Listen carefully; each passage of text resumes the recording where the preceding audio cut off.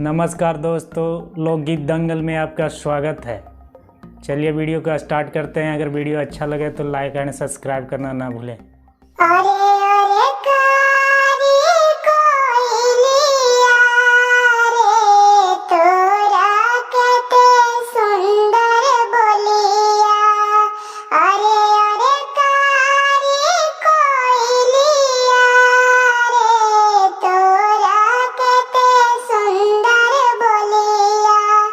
बाग बगैचा जहू छोड़ देबई रे तोरा केते सुंदर बोलिया। बाग